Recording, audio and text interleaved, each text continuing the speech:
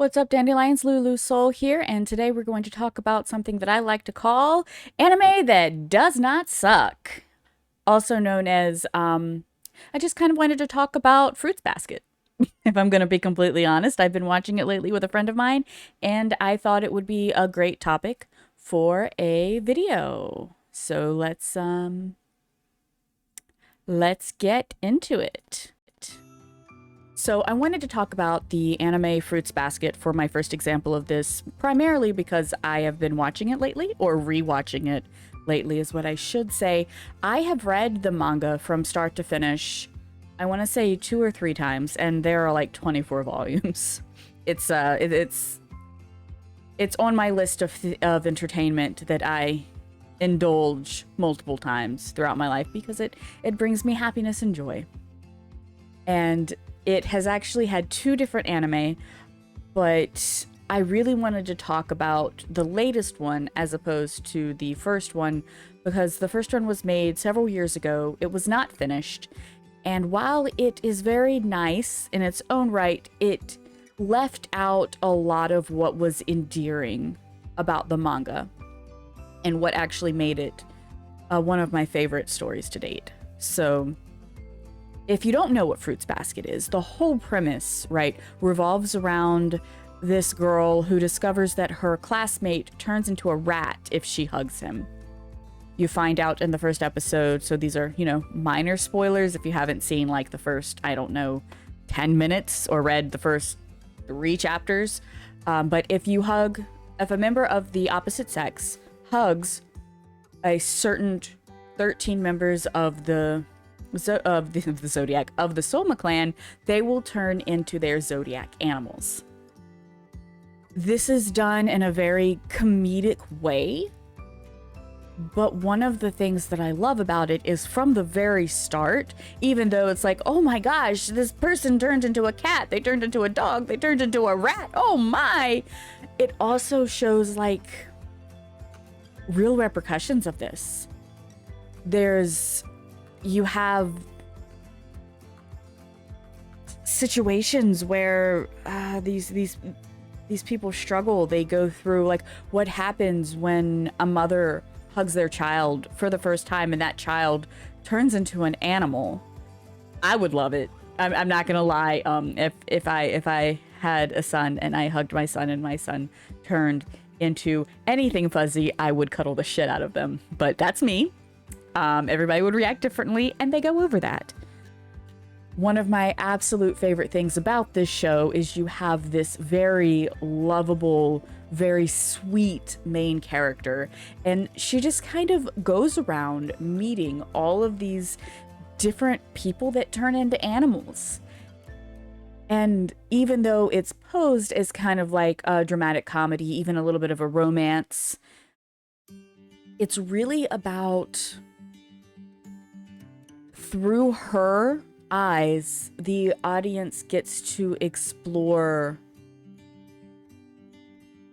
all of the struggles and kind of the hidden darknesses inside of people. And it explores how you can have all kinds of different walks of life and all different personality types, but everybody struggles with something at some point in our lives.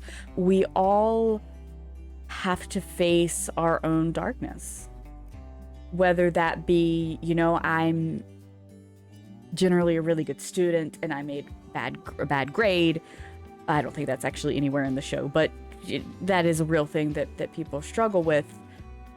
Or I'm really messy, or I grew up having to be super neat and pristine all the time, and when I finally snapped, boy did I snap. Like, it just, every single character in this show, even if they are in the smallest side character, if they show up, they generally have some type of exploration and or focus on why their personalities are the way that they are. So it's the show that is absolutely full of one of my favorite things in storytelling, which is character building. Its focus is almost entirely, honestly, on different personalities, And I might have said that already.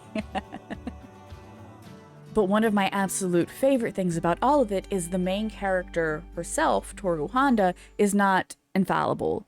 While in the first episode, a little bit at least, or in the first few episodes, she comes across as a very Mary Sue style character because her flaws are cute, her weaknesses are cute, and her strengths are love, compassion, cooking, cleaning, things like that.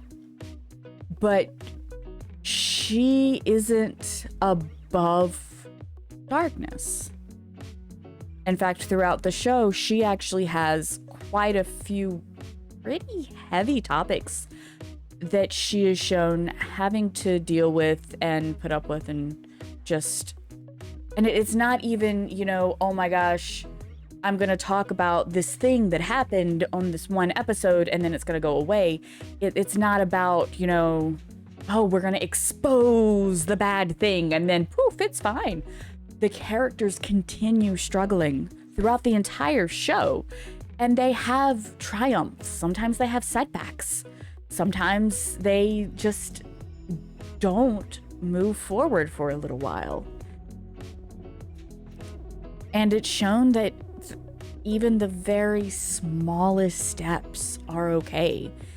And so at its core, even though there's a lot of comic relief and a lot of, well, not a lot, there's a little romance, but definitely a lot of comic relief,